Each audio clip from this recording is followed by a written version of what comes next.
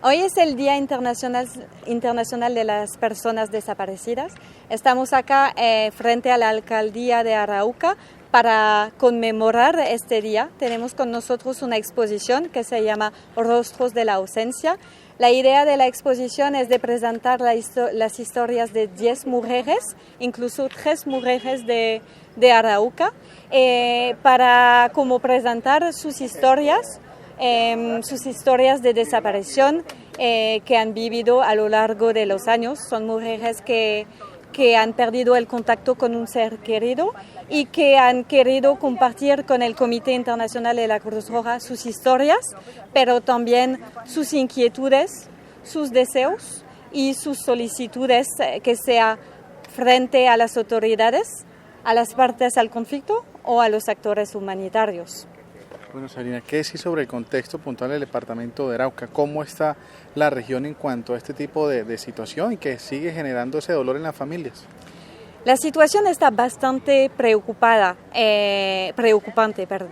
Desde el inicio de este año, entre enero y agosto 2022, el Comité Internacional de la Cruz Roja ha registrado 95 casos de nuevas desapariciones en todo el país.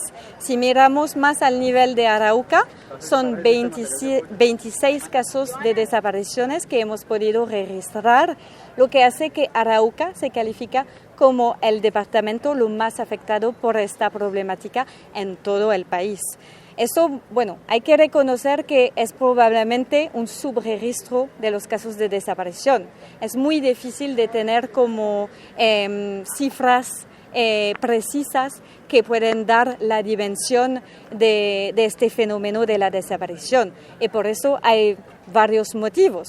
El primero es que todavía muchas familias no tienen conocimiento de los actores, de las entidades que les pueden ayudar a llevar a cabo una búsqueda humanitaria. Y después hay que reconocer también que esas familias todavía siguen siendo víctimas de intimidaciones y tienen miedo de reportar la desaparición de su ser querido. Bueno, volviendo a esta actividad de las fotografías, vemos, son mujeres las que están allí y ahí se plasma también un mensaje, ¿no? En donde pareciera no perder esa esperanza, podríamos llamarlo, de que vuelvan a ver ese ser querido. ¿Qué decir de lo que genera, si podemos hablarle un poquito de lo que genera todo este, llamémoslo, trauma de no conocer dónde está el paradero de ese ser querido, si está vivo, si está muerto? Viven con ese miedo del día a día al despertarse, haciéndose esa pregunta, ¿dónde está ese ser querido? Toda esa gran cantidad de cosas que pasa por la mente de esa persona buscando a ese familiar, y que obviamente con esas intervenciones de profesionales, psicólogos, el tema psicosocial y demás, se aborda esa temática. Entendiendo esto, ¿qué podemos decir sobre los casos que ustedes se han encontrado, que han abordado, complejidades bastante inertes en lo que es el territorio? Contar un poquito, Sabrina, de esa experiencia. Es verdad que la desaparición de un ser querido tiene un impacto muy fuerte, muy grave para sus familiares, que siguen buscando como informaciones, siguen buscando respuestas para aclarar la suerte y el paradero del ser querido desaparecido.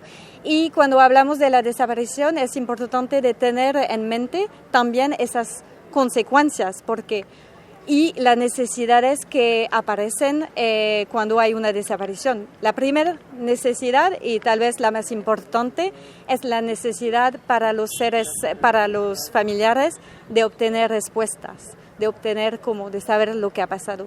Pero después hay otras necesidades. Hay necesidades económicas, por ejemplo, porque sabemos que muchos de los familiares que tienen un ser querido desaparecido han querido hacer su propia búsqueda, y por poder llevar a cabo su propia búsqueda le han tocado dejar su empleo, le han tocado dejar su trabajo, y deben vivir al día a día de trabajos un poco informales que no les dan mucha seguridad económica. Entonces hay también esta consecuencia humanitaria al nivel económico. Como usted lo mencionó, hay el impacto al nivel psicosocial, psicológico.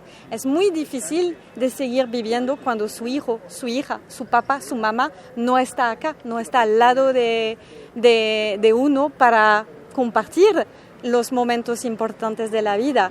Y entonces el Comité Internacional de la Cruz Roja está acá también para, primero, orientar las personas que quieren empezar una búsqueda humanitaria, pero también proponemos a las personas que lo necesitan un apoyo psicológico, psicosocial, porque hay que aprender herramientas para superar la desaparición, para aprender un poco a ir adelante.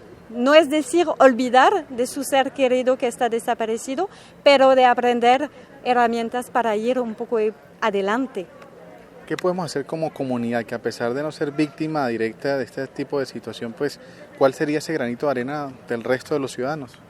Bueno, es importante hoy, que es el día de la conmemoración del Día Internacional de las Personas Desaparecidas, para la sociedad, para los colombianos, demostrar su apoyo a los familiares, a las personas que siguen luchando, que siguen buscando a sus seres queridos, demostrar que están acá, que están apoyando. Tenemos la exposición hoy de venir, de visitar, de hacer preguntas, de informarse sobre el tema de la desaparición, porque hay todavía este mito que dice que para muchas personas piensan que la desaparición es algo del pasado, pero no es cierto. La desaparición es algo que está todavía como muy presente en Colombia. Primero porque los familiares, siguen sufriendo de las consecuencias de la desaparición de su ser querido, siguen esperando informaciones, y también, como las cifras lo estaban como mostrando, la desaparición sigue ocurriendo. Sabemos que todas las partes del conflicto en Colombia siguen utilizando la desaparición como táctica. Muchas gracias, Sabrina. Muchísimas gracias. Y bienvenido. Estamos acá todo el día en frente de la Alcaldía de Arauca con la exposición Rostros de la Ausencia. Estamos acá para responder a preguntas y presentar un poco esta exposición. Gracias.